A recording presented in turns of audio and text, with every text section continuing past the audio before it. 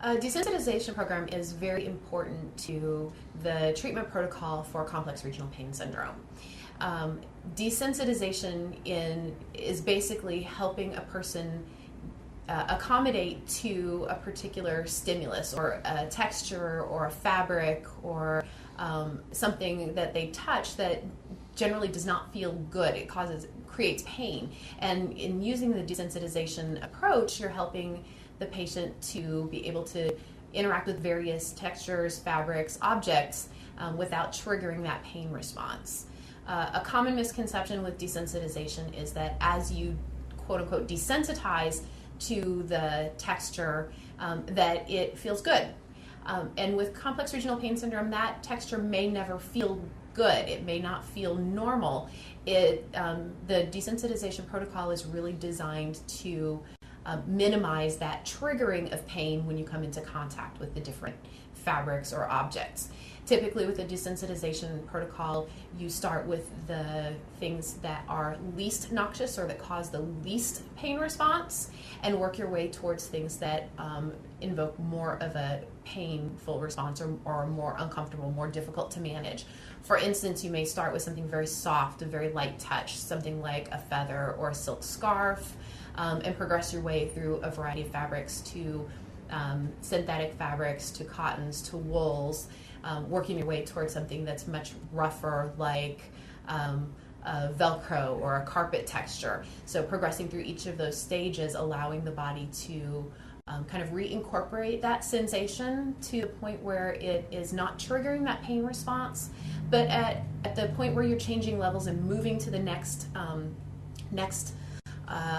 noxious stimulus, so to speak.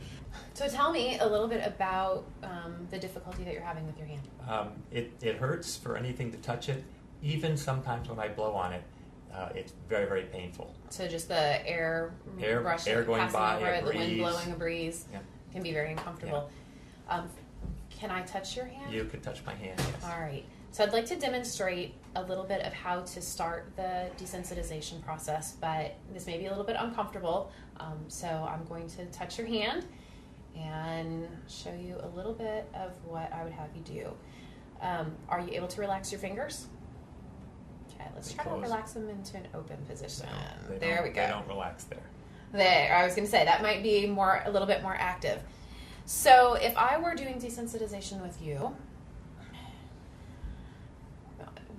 rate the pain that you would feel with this in comparison to the pain that you would feel with this. I can feel the cotton a little bit more. Okay. Yeah. Does this cause pain most for of the you? pain is in the palm of my hand. Okay, so fingers are pretty good. So if I do the same thing here, in that very center aspect of the hand versus the cotton is definitely more painful. Uncomfortable. Yeah, more uncomfortable. It's very important to educate your patient on the pain response that they may have as they're going through desensitization. Frequently, as you're desensitizing to a particular texture or fabric, it will initially increase your pain level. As you're working through that level, it's very, very important to continue to do the activity. That continuity is key to your body's ability to break through that pain cycle and to kind of remodulate how your brain interprets the pain signals. What fabrics have you tried? Cotton. Okay. And I think Velcro. Okay. Soft Velcro.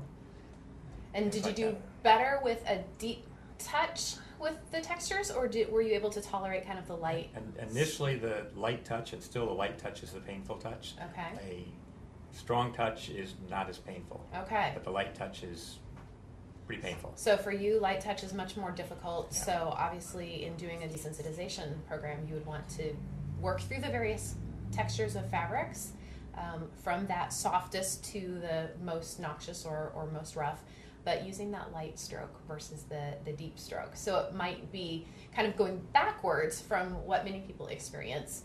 Most people have difficulty with that deep compression, but instead working kind of from a heavier, firmer approach or a continuous pressure with the desensitization fabric to kind of starting to grade over time with lighter, finer strokes, and to the point where if I brought in a very soft silk scarf, that I could just very lightly rub over your affected extremity and not send you up to those extreme pain levels where you're hitting your 6s, your 7s, your 8s, your 9s, working from within your comfort zone with those firmer textures and gradually backing away and trying to introduce that lighter approach.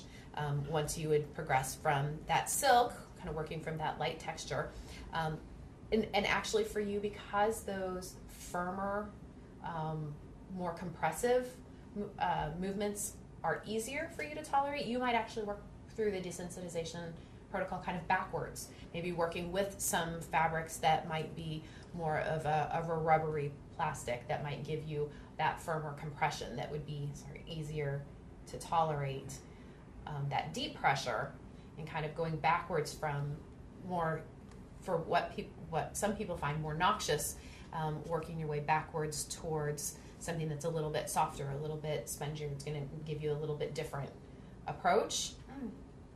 And then eventually working your way back through like a cotton ball or a silk scarf and getting into that light pressure. If it's difficult to do, being able to use a Q-tip, which can be very light, just very small, fine filaments of material to really get that sensation of that light stroking, can really help to progress with that light touch. So I need to tolerate the pain that it causes. So what you're looking for with desensitization is initially it's going to increase your pain. But when you're doing desensitization, you don't want the pain to increase. I don't want to send you off the pain scale. This shouldn't take you from your baseline pain to a 10. The stress loading, scrubbing, carrying may do that, but with desensitization, I'm looking to keep you at a level that may be 1 or 2 levels above your baseline pain. So if you normally have pain at a level 4 out of 10, when you do desensitization, you should maybe hit a 5, you might hit a 6, but I don't really want you jumping into the 7, 8, 9 range because it takes you too long to bring yourself back down from that pain. So if you're introducing the light touch, you would be applying that stimulus, and at the point where you find like you're really jumping up high, I like to switch it up and tease your brain a little bit.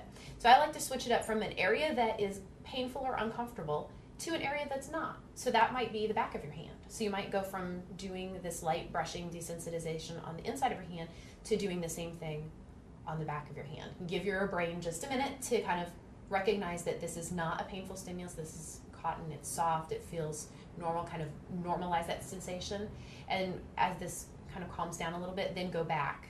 It may not drop back down to that baseline pain level, so you're not looking for your pain level to decrease before you reinitiate the desensitization. You just want to be able to break up that pain cycle a little bit and how your brain's interpreting the pain response that you're having. Typically, when you do desensitization, you initially start with doing maybe 2 to 3 minutes at a time. Ideally, 3 to 5 minutes at a time and multiple times during the day. So it might be something that you do 3 to 5 times during the day or 5 to 6 times during the day, depending on how much this is a factor and how many things you need to incorporate during your day that cause that pain to flare up. If you're constantly shaking hands, if you're constantly having to reach and touch things that are noxious to you, then you may need to do the desensitization more frequently during the day because that's something that you routinely do during your day.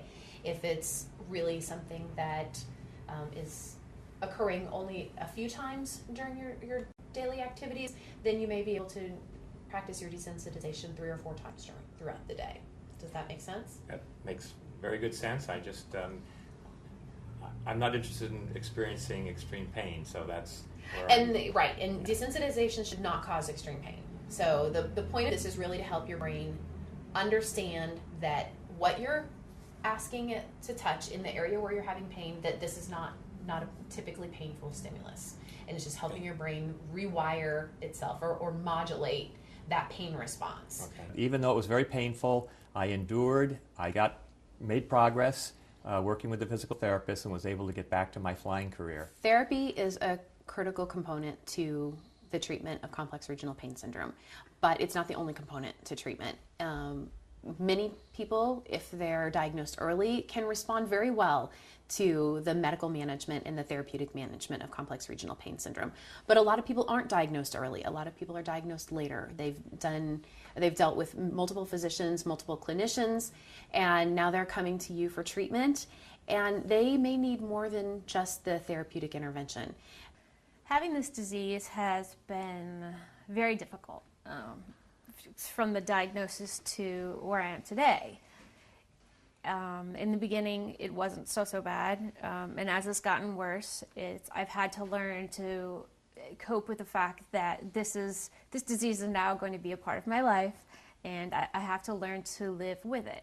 To successful treatment of complex regional pain syndrome is treating the symptoms earlier versus later. Unfortunately, most clinicians don't recognize the symptoms right away.